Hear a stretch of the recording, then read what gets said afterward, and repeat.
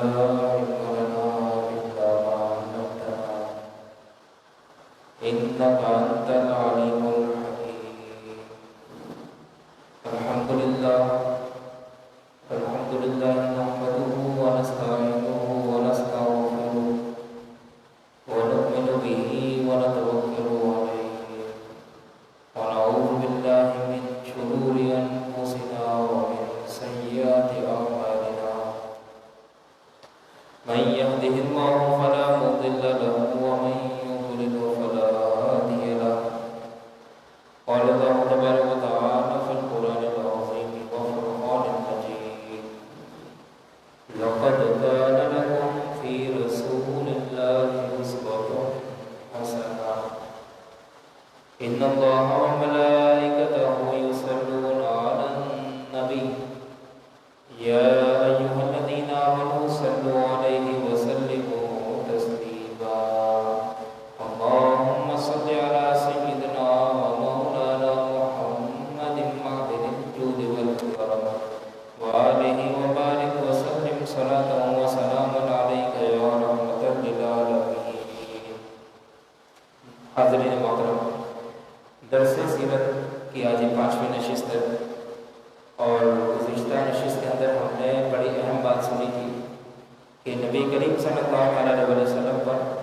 پہلی وحی کس طرح نازل ہوئی، اور آپ کو یہ بھی بتایا کہ وحی کے نزول کے بعد سرکار دو عالم صلی اللہ علیہ وسلم نے وحی کے نزول کا پورا واقعہ ان سے بیان کیا اور اس کے کیا نتائج آئے، اور پھر آپ کو یہ بھی بتایا کہ نبی کریم صلی اللہ علیہ وسلم پر وحی کے نزول کے بعد کون کون سی مشکلات ہیں اور آپ نے اپنی تبلیغ کا آغاز کیسے فرمایا. تو انشاءاللہ آج کا جو عنوان ہے وہ ہے رحمت دو عالم صلی اللہ علیہ وسلم پر ہونے والے مظالم، اور یہ وہ عنوان ہے جو ہم سب کو سننا چاہیے. وجہ اس کی یہ کہ دیکھیں، جس نے بھی تاریخ میں جس نے بھی دعوت حق دی اس کے ساتھ کچھ نہ کچھ امتحانات آئے. تو نبی کریم صلی اللہ علیہ وسلم نے جب تبلیغ کا آغاز فرمایا تو حضور پر جتنی مشکلات آئیں، حضور پر جتنی تکالیف اور اذیتیں حضور کو دی گئی، آپ ہر نبی کی سیرت پڑھ لیں آپ کو اس کی مثال نہیں ملے. اتنا کوئی ظلم سرکار پر ڈھایا گیا کہ اللہ کے نبی فرماتے ہیں کہ راہ خدا میں جتنا میں ستائے گا اتنا کوئی نبی نہیں ستائے گا. جتنے مظالم مجھ پر کیے گئے کسی نبی پر نہیں کیے گئے. تو ہمیں وہ سننا چاہیے تاکہ ہمارے دل میں ہمارے نبی کی محبت بیدار ہو اور ہمیں اس بات کا اندازہ ہو کہ حضور نے کتنی محنت کتنی مشقت کے ساتھ ہم تک دین حق کا پیغام پہنچایا. تو کفار یعنی خصوصاً خاندان بنو ہاشم نبی کریم صلی اللہ علیہ وسلم کی تبلیغ کے بعد انتقامی کارروائیوں پر آ گئے اور وہ یہ بات سمجھ گئے کہ ہم جتنا حضور صلی اللہ علیہ وسلم کو سمجھائیں گے ان کی محنت اور تبلیغ اور بڑھتی جائے. تو انہوں نے نبی کریم صلی اللہ علیہ وسلم پر ظلم ڈھانا شروع کیا. ظلم کا آغاز کیسے کیا؟ ظلم کا آغاز سرکار دو عالم صلی اللہ علیہ وسلم کے بارے میں پروپیگنڈے سے کیا. پروپیگنڈا، کسی کے بارے میں غلط مشہور کر دینا. تو شروع میں انہوں نے سرکار پر کوئی فزیکلی ٹارچر کچھ بھی نہیں کرا. پہلے سرکار پر انہوں نے پروپیگنڈا شروع کیا کہ نبی کریم صلی اللہ علیہ وسلم معاذ اللہ کاہن ہے، معاذ اللہ ثم معاذ اللہ، اور یہ بھی الزام لگایا کہ یہ ساحر ہیں، لوگوں پر سحر کرتے ہیں، جادو کرتے ہیں. اس سے بھی وہ باز نہیں آئے تو سرکار کے بارے میں ایک اور پروپیگنڈا کیا کہ یہ شاعرانہ ذہنیت رکھتے ہیں، یہ شاعر ہیں،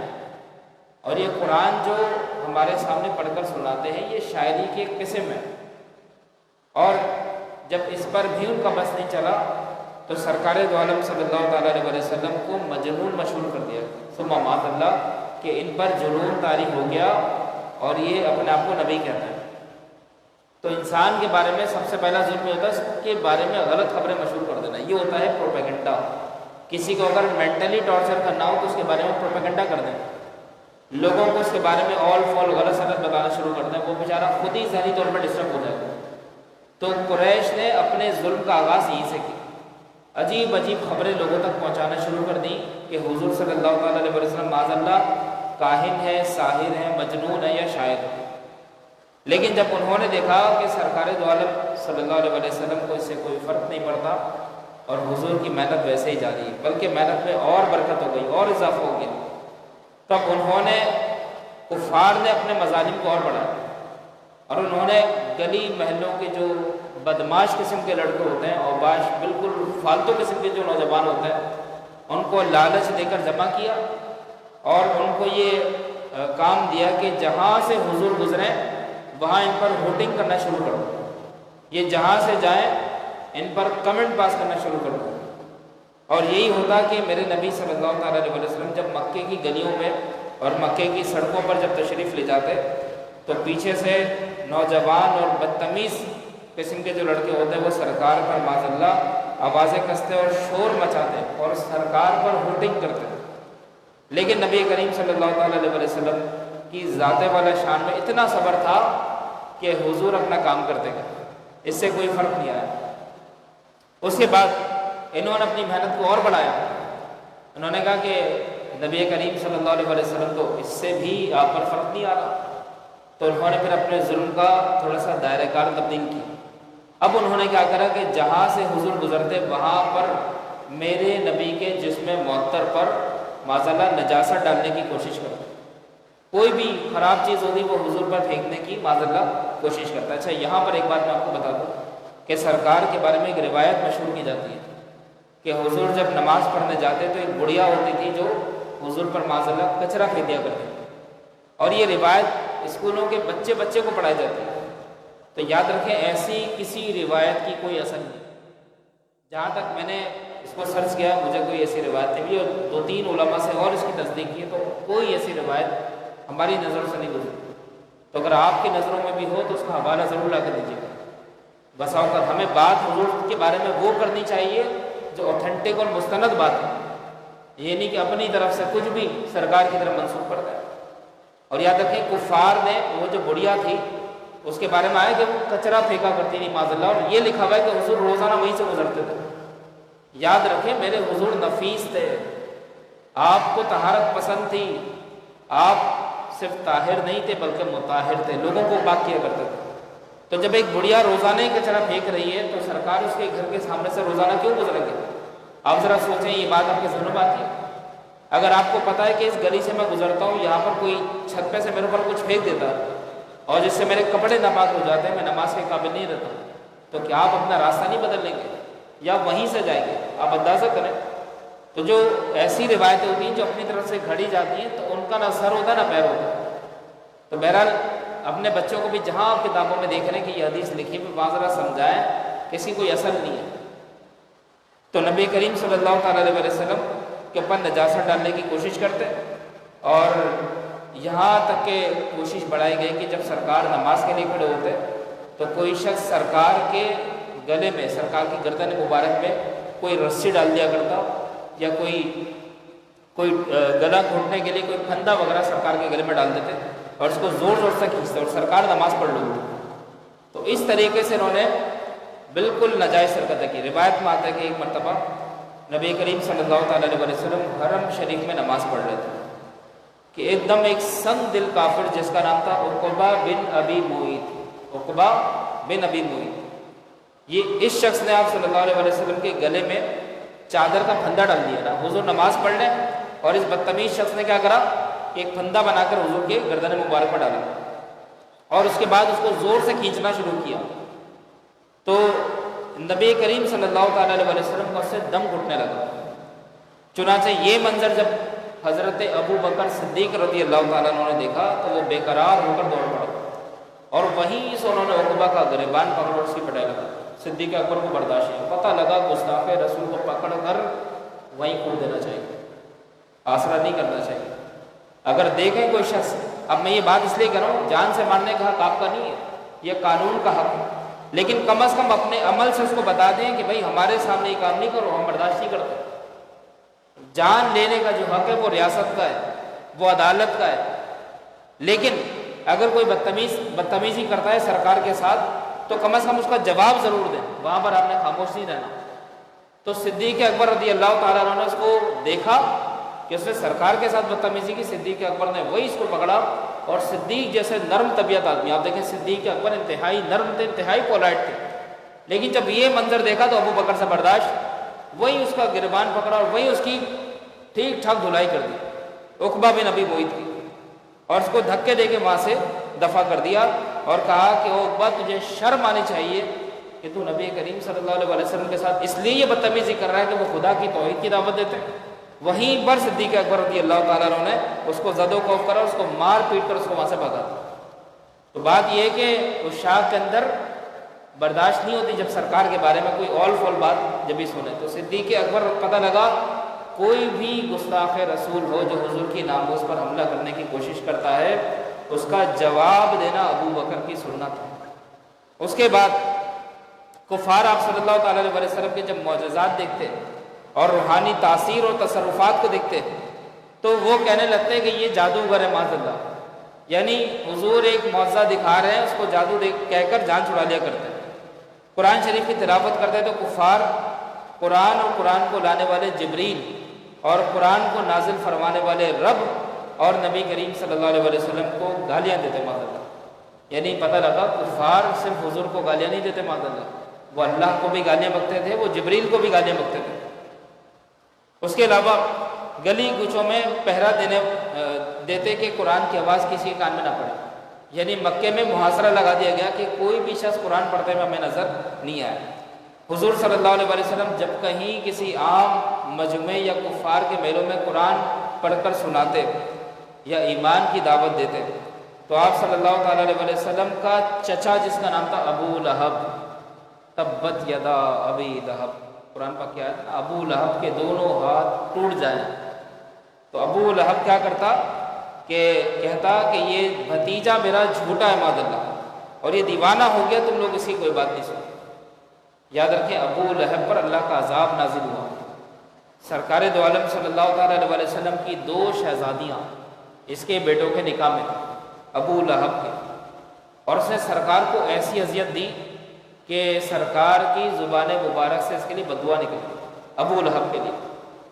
نبی کریم صلی اللہ تعالیٰ علیہ وسلم کی 2 شہزادیاں تھیں، جب سرکار نے توحید کی دعوت دی، حضرت ام کلثوم اور حضرت رقیہ، تو جب سرکار نے دعوت توحید دی تو ابو لہب نے اپنے بیٹوں کو کہا کہ ان کی بیٹیوں کو طلاق دو، طلاق دے دو ان کی بیٹیوں کو۔ ابو لہب، اب دیکھیں بدتمیزی کی انتہا دیکھیں، سرکار کی شہزادیاں اس کے بیٹوں کے نکاح میں تھیں، تو اس نے دونوں بیٹوں کو بھارا کہ محمد صلی اللہ علیہ وسلم کی دونوں بیٹیوں کو ابھی طلاق دی، ان دونوں نے طلاق دے دی۔ تو سرکار نے اس کے ایک بیٹے کے بارے میں کہا کہ اللہ تعالیٰ تجھے عذاب میں مبتلا کرے۔ بہرحال روایت میں آتا ہے کہ اس کا ایک بیٹا جنگل سے گزر رہا تھا اور وہاں اس کے ساتھ سیکیورٹی بھی تھی، اس کی سیکیورٹی بڑھا دی گئی تھی، کیونکہ ان کو عقیدہ تھا کہ سرکار نے جو بات اپنی زبان سے کہہ دی وہ ہو جاتی ہے، جو حضور کہہ دیتے ہیں وہ ہو جاتا ہے، تو اس کی سیکیورٹی بڑھ گئی۔ لیکن اچانک ناگہاں جنگل سے کوئی شیر آیا اور ابو لہب کے بیٹے کا کلیجہ چیر پھاڑ کر کے کھا گیا، ختم، اس کو مار دیا بالکل۔ آپ ذرا سوچیں کوئی سیکیورٹی گارڈ اس کی حفاظت نہیں کر سکتا۔ اب ابو لہب کا کیا اشر ہوا؟ وہ قرآن نے کہا نا تبت یدا ابی لہب، ابو لہب کے دونوں ہاتھ ٹوٹ جائیں، تو اس کا حشر ہی ہوا کہ یہ شخص ایک عجیب قسم کی بیماری میں مبتلا ہوا، وہ کہلاتی ہے کالے دانے کی بیماری، عرب میں مشہور بیماری ہے کالے دانے کی بیماری۔ اس میں انسان کا جو جسم ہے نا یہ گلنا شروع ہو جاتا ہے، جسم کے جو اعضاء ہیں یہ گلنا شروع ہو جاتا ہے، تو اس کا جسم گلنا شروع ہو گیا، یہاں تک کہ تڑپ تڑپ کے 3 دن میں مر گیا، 3 دن کے اندر یہ ہلاک ہو گیا، اور اس کی لاش سے اتنا تعفن آتا کہ لوگ کو اس کا قریب نہیں جاتے، لوگ بولتے بھائی اس کی لاش میں بڑی اسمیل ہے، ہم اس کے قریب نہیں جاتے۔ یہاں تک کہ جو عرب کے جو لوگ تھے انہوں نے کہا کہ اس کی لاش کو کسی جنگل میں پھینک کر آ، اس کو دفن نہیں کرتا، اور یہی ہوا کہ ابو لہب کے لاشیں کو اٹھا کے کسی بھی طریقے سے کہیں پر ٹھکانے لگا کے آ گئے، اور پتہ نہیں لگا اس کو پھینکا کہاں پر۔ تو یہ ہوتا ہے نبی کو اذیت دینے کا انجام۔ تو تاریخ گواہ ہے جس نے بھی اللہ کے نبی کو اذیت دی، چاہے وہ ذہنی طور پر کوئی اذیت دی ہو یا جسمانی طور پر، بہرحال اس کا انجام برا ہوا ہے، اس کا انجام اچھا نہیں ہوا۔ تو ابو لہب یہ پروپیگنڈا کرتا کہ میرا یہ بھتیجا جھوٹا ہے، معاذ اللہ ثم معاذ اللہ اس کی باتوں میں نہ آنا۔ ایک مرتبہ نبی کریم صلی اللہ تعالیٰ علیہ وسلم ذوالمجاز، یہ عرب میں ایک جگہ ہے، یہاں پر بازار لگتا تھا، تو ذوالمجاز کے بازار میں حضور لوگوں کو دعوت دین دے رہے تھے، لوگوں کو کھڑا کر کے سرکار دعوت حق دے رہے تھے، اور لوگ کلمہ حق کی دعوت سن رہے تھے۔ تو ابو جہل نبی کریم صلی اللہ تعالیٰ علیہ وسلم کے قریب آیا، اور اس نے کیا بدتمیزی، اس نے مٹی اٹھائی اپنے ہاتھوں سے، زمین سے فرش سے اس نے مٹی اٹھائی، اور مٹی اٹھا کے حضور پر دھول پھینکنا اس سے شروع کر دیا ابو لہب، اور یہ دھول پھینکتا رہا اور کہتا رہا کہ لوگوں، محمد صلی اللہ تعالیٰ علیہ وسلم کے معاذ اللہ ثم معاذ اللہ فریب میں مت آنا، یہ چاہتے ہیں کہ لوگ اپنے بتوں کو چھوڑ دیں، لات کو اور عزا جیسے بتوں کو چھوڑ کر ان کے رب کی عبادت کریں۔ تو یہ دیکھیں، یہ بھی کتنا بد تہذیبی والا انداز ہے کہ وہ دھول سرکار دو عالم پر پھینک رہا ہے۔ اسی طریقے سے ایک مرتبہ سرکار دو عالم صلی اللہ تعالیٰ علیہ وسلم حرم شریف میں نماز پڑھ رہے تھے کہ عین حالت نماز میں ابو جہل نے کہا کہ کوئی ہے جو اونٹ کی اوجھڑی لا کر ان پر ڈال دے۔ سرکار کے بارے میں یہ اعلان کر رہا ہے، یعنی حضور نماز پڑھ لیں تو اس کو حضور کا نماز پڑھنا برداشت، تو شیطان کو تو نماز برداشت نہیں ہوتی۔ تو یہ شور مچا کے کہنے لگا کہ کوئی شخص ہے جو اونٹ کی اوجھڑی اٹھائے اور ان کی پشت پر لا کے لاد دے۔ تو ایک وہی شخص عقبہ بن معیط جو ابو بکر صدیق کے ہاتھوں سے پٹا تھا، جس کو صدیق اکبر نے سبق سکھایا تھا، تو یہ اب بھی باز نہیں آیا۔ تو یہ آیا اور اس نے اوجھڑی اٹھائی اور اٹھا کر نبی پاک صلی اللہ تعالیٰ علیہ وسلم کی معاذ اللہ حضور کی پشت مبارک پر، اور حضور سجدے کی حالت میں تھے۔ جب حضور کو محسوس ہوا تو حضور نے سجدہ طویل کر دیا، حضور نے سجدہ بڑھا دیا، اور اتفاق سے جب حضور نے جب سجدے کو طویل کیا تو ابو جہل، عقبہ بن معیط اور دیگر جو کفار تھے، جو دشمن اسلام تھے، چاروں طرف دائرہ بنا کے کھڑے ہو گئے اور ہنسنے لگے، سرکار پر ہنسنا شروع کر دیا، اور سرکار کا معاذ اللہ مذاق اڑانا شروع کیا۔ بالآخر خاتون جنت، مخدومہ کائنات، شہزادی کونین، بطول زہرا حضرت فاطمہ رضی اللہ تعالی عنہا، جو ابھی کم سن عمر میں تھی، وہ وہاں پہ تشریف لے آئیں، اور انہوں نے یہ منظر دیکھا تو ان سے برداشت نہ ہوا، انہوں نے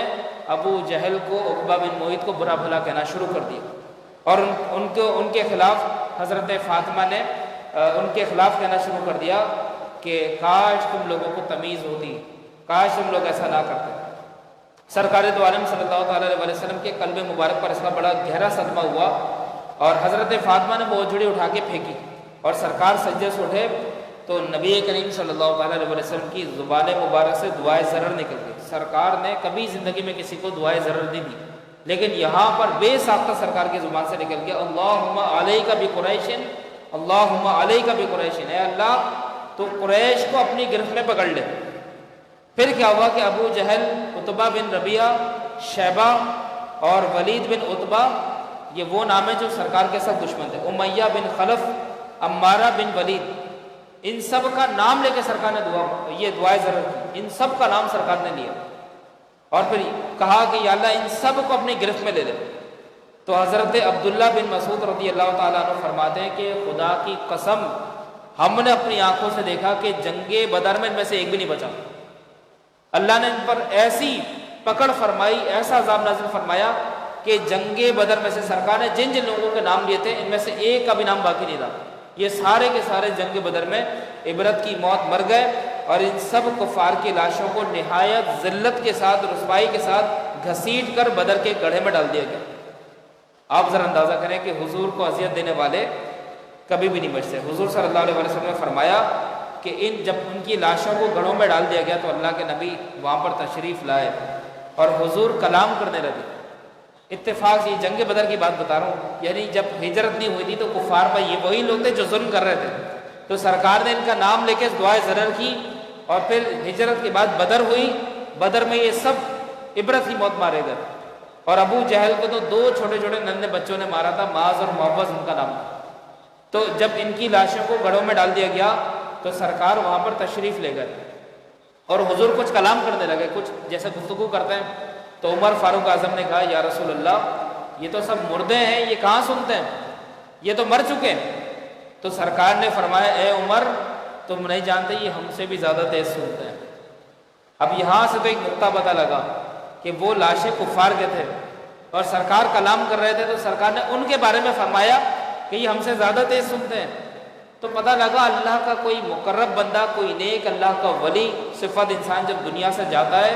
تو جب ہم اس کے مزار پہ جاتے ہیں، اس کی قبر پر جاتے ہیں، تو جب ہم اس سے کلام کرتے ہیں، اس سے دعا کا کہتے ہیں، تو یقیناً وہ بھی ہم سے زیادہ تیز سنتے ہیں اور ہماری التجائیں رب کے حضور پیش کرتے ہیں۔ وہ تو کفار کے لاشیں تھے نا، اور یہ بخاری کی روایت ہے۔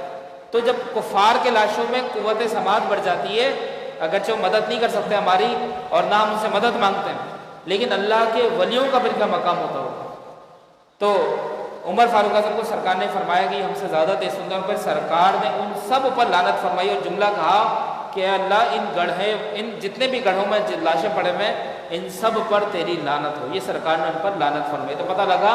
کفار کو لعنت بھیجی جا سکتی ہے اور دشمنان اسلام پر لعنت بھیجی جا سکتی ہے۔ تو یہ تھا سرکار کے اوپر مظالم کا کچھ ذکر۔ اب دیکھیں کچھ شریر کفار تھے جنہوں نے سرکار پر ظلم ڈھائے، ان کے نام سماعت فرما لیں۔ سب سے پہلے ابو لہب، پھر ابو جہل، پھر اسود بن عبد یغوث، پھر حارث بن قیس، ولید بن مغیرہ، امیہ بن خلف، ابی بن خلف، اور ابو قیس بن فاقہہ، عاص بن وائل، نظر بن حارث، اور منبع بن حجاج، زہیر بن امیہ، صائب بن سیفی۔ تقریباً یہ 19 نام میرے پاس ہیں۔ یہ 19 وہ دشمن تھے مسلمانوں کے جو شدید ترین دشمن تھے، اور یہ سب کے سب سرکار کے پڑوسی تھے، اور ان میں سے اکثر بہت مالدار تھے اور صاحب اقتدار تھے، اور دن رات نبی کریم صلی اللہ تعالیٰ علیہ وسلم کو ایذا دینے میں یہ لوگ مصروف ہوئے۔ تو سرکار دو عالم پر انہوں نے مظالم کیا۔ اب مسلمانوں پر مظالم، یاد رکھیں نبی کریم صلی اللہ تعالیٰ علیہ وسلم کے ساتھ جو مسلمان تھے، ان کفار نے مسلمانوں کو بھی نہ بخشا اور ان پر بھی شدید قسم کے ظلم ڈھائے اور بہت ساری اذیتیں ان کو دی، یہاں تک کہ صحابہ کرام ان کے ظلم سے تنگ آئے اور صحابہ سرکار کے پاس آئے، کہا یا رسول اللہ آپ ہمارے حق میں دعا فرمائیں اور کفار کے حق میں بددعا فرمائیں، اور دعا فرمائے کہ اللہ تعالیٰ ہمارے لیے کچھ بہتر راہ نکالے۔ تو سرکار نے فرمایا اے میرے صحابہ تمہیں کیا ہوا؟ پچھلی قوموں کے حالات تمہارے سامنے نہیں ہیں، خدا کی قسم ان کو دین میں ایسی اذیتیں دی گئی ہیں کہ اگر تم سن لو تو تمہارے رونگٹے کھڑے ہو جائیں۔ پھر سرکار نے ایک مثال دی، کہا کہ پچھلی قوموں کے جو لوگ ہوتے تھے تو جب وہ دین کی دعوت دیتے تو کفار ان کے ساتھ کیا کرتے؟ ان کے جسم کو قید کر لیتے، اور ان کے پاس لوہے کی کنگیاں ہوتی تھیں۔ لوہا کتنا سخت ہوتا ہے نا، جتنے بھی میٹلز ہوتے ہیں سب سے مضبوط لوہا ہے، تو لوہے کی کنگیاں انہوں نے بنا رکھی تھی اور وہ مسلمانوں کے جسم میں وہ گاڑ دیا کرتے تھے، اور گاڑنے کے بعد اس کی کنگھی کرنا شروع کر دیا کرتے تھے۔ تو سرکار فرماتے ہیں کہ گوشت الگ ہو جاتا تھا، ہڈی الگ ہو جاتی تھی، اتنی سختی ہوتی تھی۔ اور سرکار نے پھر ایک اور مثال دی، کہا کہ ایک شخص جو اہل حق میں سے ہوتا اس کو سیدھا کھڑا کیا جاتا اور اس کے سر سے لے کے اس کے دھڑ تک کے باقاعدہ آرا چلا دیا جاتا، اس کا ایک حصہ الگ ہو جاتا، ایک حصہ الگ ہو جاتا، لیکن اس کے باوجود وہ لوگ یہ کہتے تھے کہ ہم اللہ پر ایمان رکھتے ہیں۔ تو سرکار نے صحابہ کو تسلی دی اور پچھلے مظالم کا ذکر فرمایا۔ اسی طریقے سے حضرت ارقم بن ابو ارقم کے گھر میں یہ حضرت خباب بن علارت رضی اللہ تعالیٰ عنہ اس زمانے میں جب بہت ظلم ہو رہا تھا اسلام لائے، اور جب حضور صلی اللہ تعالیٰ علیہ وسلم حضرت ارقم بن ابوار کے گھر میں مقیم تھے اور صرف چند ہی آدمی مسلمان ہوئے تھے، تو قریش نے ان کو بے حد ستایا، یہاں تک کہ کوئلے کے انگاروں پر ان کو لٹا دیا۔ حضرت خبیب کی بات میں کر رہا ہوں، کوئلے کے انگارے تھے، کفار نے پکڑ کر انگاروں پر ان کو لٹا دیا۔ اس کے بعد ایک شخص ان کے سینے پر پاؤں رکھ کے کھڑا ہو گیا، اور یہاں تک کہ ان کی پیٹھ کی چربی اور رطوبت کوئلے بجھ گئے۔ آپ اندازہ کریں کوئلے پہ لٹایا ہوا حضرت خبیب بن علر رضی اللہ تعالیٰ عنہ کو، اور کوئلے جل رہے ہیں، ان کی چربی اتنی پگھلی کہ کوئلے بجھ گئے۔ آپ ذرا سوچیں، برسوں کے بعد جب حضرت خباب رضی اللہ تعالیٰ عنہ نے یہ واقعہ حضرت عمر فاروق اعظم کو سنایا، جب امیر المؤمنین عمر فاروق اعظم کو دور آیا تو ایسے ہی بات چلی پچھلے مظالم کے اوپر، تو حضرت خباب نے یہ واقعہ عمر فاروق اعظم کو سنایا، تو عمر فاروق اعظم کو انہوں نے اپنی پیٹھ کھول کر دکھائی تو پوری پیٹھ پر سفید سفید بڑے بڑے داغ اور دھبے پڑے ہوئے تھے۔ یہ منظر دیکھ کر عمر فاروق اعظم کا دل بھرایا اور عمر فاروق اعظم یہ دیکھ کر زار و قطار رونا شروع ہو گیا اور اتنا روئے کہ عمر فاروق اعظم کا کنٹرول اپنے اوپر ختم ہو گیا۔ یہ طبقات ابن سعد کی روایت ہے۔ حضرت بلال کے بارے میں آپ سب جانتے ہیں، امیہ بن خلف کے غلام تھے، تو ان کی گردن میں رسی باندھ کر کوچے اور بازار میں ان کو گھسیٹا جاتا تھا۔ حضرت بلال جیسے قربانی کے دنوں میں ہم جانور کو نہیں گھماتے، اسے گردن میں رسی باندھ دیتے ہیں، مہرا باندھ دیتے ہیں اور گلیوں میں بازاروں میں اس کو گھماتے ہیں، ویسے جانور کو بھی اذیت دینا منع ہے، لیکن آپ دیکھیں جانور کو بھی جب اذیت دینا منع ہے تو انسانوں کی تو بات ہی ہو رہا ہے۔ تو حضرت بلال کو مکے کی گلیوں میں گھمایا جاتا ہے اسی طریقے سے، اور ٹھیک دوپہر کے وقت جو نصف النہار کا وقت ہوتا ہے، جب آفتاب میں بڑی شدت ہوتی ہے، اس وقت آپ کو گرم ریت کے اوپر لٹا دیا جاتا اور آپ کے باقاعدہ زخموں پر نمک چھڑکا جاتا، اور امیہ کافر کہتا تھا کہ اسلام سے باز آ جاؤ ورنہ تمہیں گھسٹ گھسٹ کر اسی طرح مار دیا جائے گا۔ اس حال میں حضرت بلال رضی اللہ تعالیٰ عنہ زور زور سے احد احد کا نعرہ لگاتے اور بلند آواز سے کہتے کہ خدا ایک ہے، خدا ایک ہے۔ ایک واقعہ اور سن لیں، حضرت عمار بن یاسر رضی اللہ تعالیٰ عنہ کو گرم گرم بالوں پر چت لٹا کر کفار قریش اس قدر مارتے تھے کہ یہ مار کھا کے بے ہوش ہو جاتے۔ ان کی والدہ حضرت بی بی سمیہ رضی اللہ تعالیٰ عنہ کو اسلام لانے کی بنا پر ابو جہل نے ان کی ناف کے نیچے ایسا نیزہ مارا کہ وہ شہید ہو گئے۔ کن کی بات کر رہا ہوں؟ عمار بن یاسر، اور ان کی جو والدہ تھی ان کا نام جو تھا وہ بی بی سمیہ تھا، سمیہ ان کا نام تھا۔ تو اسلام کے اندر سب سے پہلی شہید خاتون حضرت سمیہ ہے، حضرت عمار کی والدہ۔ ابو جہل نے اس قدر زور سے ان کی ناف کے نیچے نیزہ مارا کہ وہ شہید ہو گئی۔ حضرت عمار کے والد حضرت یاسر بھی کفار کی مار کھاتے کھاتے شہید ہو گئے، یعنی والدہ بھی گئیں، والد بھی گئے۔ حضرت صہیب رضی اللہ تعالیٰ عنہ کو کفار مکہ اس قدر اور اس طرح اذیت دیتے کہ گھٹنوں کے بل آپ کو گھسیٹنا شروع کر دیتے اور گھسیٹتے رہتے۔ جب یہ ہجرت کرنے لگے تو کفار مکہ نے کہا کہ تم اپنا سارا مال اور سامان چھوڑ کر پھر مدینے جا سکتے ہو، تو آپ کے ماتھے پر بل نہیں آیا اور آپ نے کہا میرا سارا مال لے لو اور مجھے ہجرت کر کے سرکار کے قدموں میں جانا۔ سب کچھ، حالانکہ اچھی خاصی پراپرٹی تھی، سب کفار کو دے دی۔ تو یہ مسلمانوں پر ظلم کی ایک طویل داستان ہے اور میرے سامنے بہت سارے واقعات ہیں، یقین کریں 2-3 واقعات بنائے، دل بھرایا ہے اور آگے میری ہمت نہیں ہے کہ میں آپ کو بتاؤں۔ اس سے بھی زیادہ سخت واقعات ہیں جو مسلمانوں پر جو ظلم ڈھائے گئے۔ اب جب کفار ظلم کر کر کے تھک گئے، جب ان کو یہ بات سمجھ میں آ گئی کہ مسلمان بدلنے والے نہیں، جب وہ سمجھ گئے ان کو جتنا مار لو جتنا پیٹ لو ان کی تو حق پرستی بڑھتی جا رہی ہے، تو اب وہ لالچ دینے پر آ گئے۔ پہلے انہوں نے اذیتیں دی، اب لالچ دے رہے ہیں۔ تو ایک مرتبہ سرداران قریش حرم میں بیٹھے ہوئے تھے اور سوچنے لگے ہم نے تکلیف دینے کی انتہائیں پار کر دی لیکن یہ بدلتے نہیں۔ تو انہوں نے طے یہ کرا کہ ہم میں سے کوئی ایک شخص سرکار کے پاس جائے اور ان سے کہے محمد یہ بتائیں کہ آپ کو چاہیے کیا؟ آپ کو اقتدار چاہیے، آپ کو کرسی چاہیے، آپ کو مال چاہیے، دولت چاہیے، کیا چاہیے؟ ہم آپ کو سب دے دیں گے۔ تو انہوں نے عتبہ نامی شخص کو دوبارہ بھیجا، وہی عتبہ جو سرکار سے پہلے بدتمیزی کر چکا ہے، اسی کو بھیجا۔ تو وہ سرکار کے پاس آیا اور کہنے لگا اے محمد یہ بتائیں کہ آخر جو آپ دعوت اسلام دے رہے ہیں اس کا مقصد کیا ہے؟ آپ کیا چاہتے ہیں؟